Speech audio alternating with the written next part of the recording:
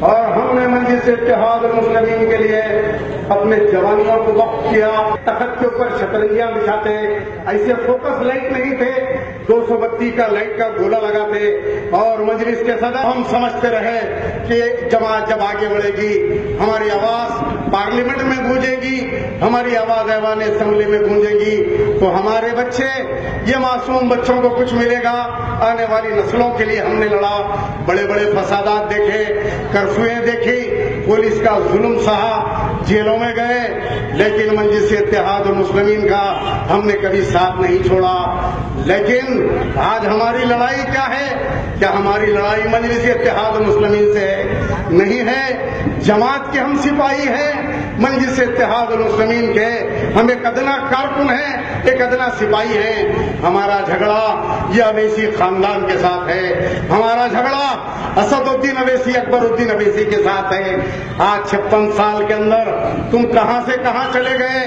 بیگم منزل کے اندر کرائے کے مکان میں رہتے تھے, جب ہم جاتے تو یہ اکبر اتنا سا تھا, اس کو نالے سے پتنگ اور تاگا لے جا کے دیتے تھے. آج پہاڑوں کے اوپر ان کے پیلس, لندن کے اندر اکبر الدین کا بنگلہ, کروڑوں روپے کی گاڑیاں, ایک ایک گھڑی بنتے ہیں شہزادے, 1-1 کروڑ روپے کی گھڑی ہے. کہاں سے آئی یہ دولت؟ آج شاستری پورم کے اوپر پہاڑ پہ دیکھو ایک پیلس بنایا گیا. میں گزر رہا تھا, میں نے پوچھا یہ کس کا پیلس ہے؟ تو بولے یہ اسد الدین اویسی رکن پارلیمنٹ کا پیلس ہے. میں نے کہا کہاں سے آئی, اس کی کیا قیمت ہوگی؟ تو بولے قریب 80 کروڑ روپے کا پیلس ہے. میں بولا یہ 8واں نظام کہاں سے پیدا ہو گیا؟ 7 نظام تو ہم دیکھے تھے, یہ 8واں نظام کہاں سے پیدا ہوا؟ ارے زکوٰۃ اور چندے میں پیدا ہوئے, بڑے ہوئے. تمہارے بابا کی جیپ میں ہم پیٹرول ڈالا کرتے چندے کے اندر, 4 مینار سگریٹ, بغیر فلٹر کا سگریٹ. تمہارے بابا کو تقریر کرنے کے بعد ایک لیمکا کا باٹل اور ایک سگریٹ کی ڈبی 4 مینار ہم یہاں پہ تم کو دیا کرتے تھے. آج اتنی دولت تمہارے پاس کہاں سے آ گئی؟ کیا معاملات کریں؟ آج قوم کو بتاؤ, قوم پوچھنا چاہتی ہے تو جواب دیتے ہیں ایمان فروش منافق ہیں, عجیب و غریب ہیں, ان کے پاس فتوے ہیں جیبوں میں. عالم و فاضل و مفتی جامع ازہر کے پڑے ہوئے دونوں, ایک تو پاکٹ مار بی پاشا چھوٹے والا گڑمبا مکہ مسجد کے اندر تقریر کرتے ہوئے کہتا ہے کہ میں ہوش میں تھا اور ایک نورانی چہرہ سفید لباس کے اندر میرے پاس آئے, میری پیشانی کو ہاتھ لگائے اور کہنے لگے جا اکبر تجھے کچھ نہیں ہوگا. میں نے پوچھا آپ کون ہیں؟ یہ پوچھ رہا ہے آپ کون ہیں؟ نعوذ باللہ من ذالک. کہتے ہیں, وہ کہتے ہیں کہ میں محمد رسول اللہ صلی اللہ علیہ وسلم ہیں. لعنت ہے ایسے اکبر الدین اویسی کے اوپر.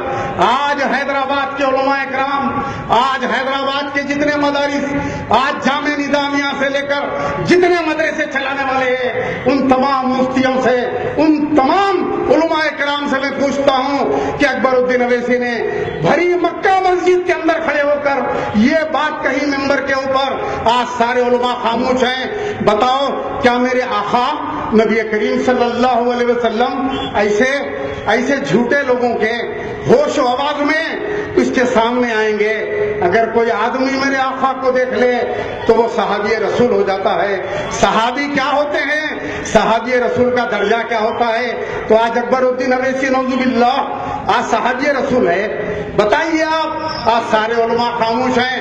اگر یہ بات میں کہتا, اگر یہ بات الدین اویسی نے کہی, اسی لیے آج حیدرآباد کا مسلمان ان کے گنڈائزم سے, ان کے روڈیوں سے ڈرا ہوا ہے.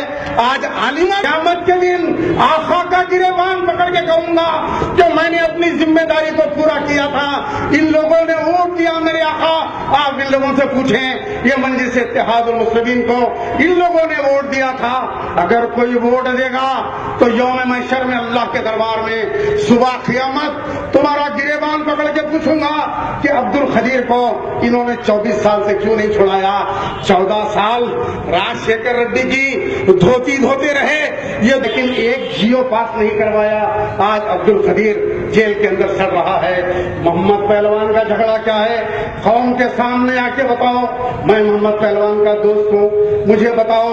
आज कहते हैं कि मोहम्मद के ऊपर परवीन तोगाड़िया ने हमला किया। क्या तुम्हारे ऊपर विश्व हिंदू परिषद ने हमला किया?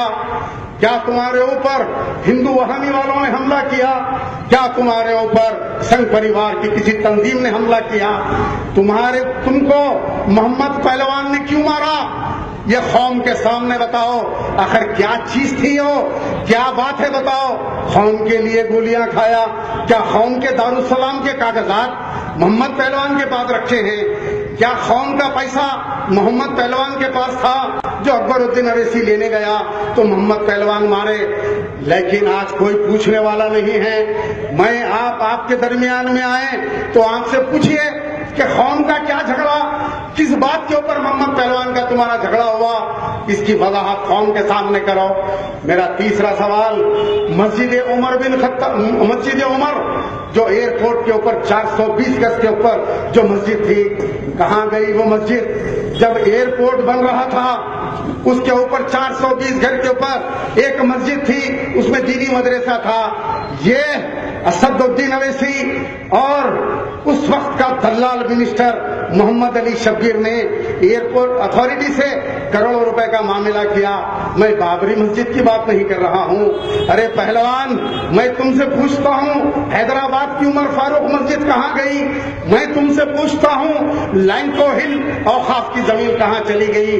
मैं पूछता हूँ लाल दरवाजे को हरा दरवाजा करने वाले अकबरुद्दीन, मैं तुमसे पूछता हूँ तुम्हारे हल्के में कितने मसाजिद आज बंद पड़े हुए हैं? अगले चंद्रानगुट्टे में कितने कब्रिस्तान हैं जो आज वीरान पड़े हुए हैं? छतरी नाका पुलिस स्टेशन के सामने 2 मसाजिद, एक में लकड़ी की टाल है, जाओ जाके देखो।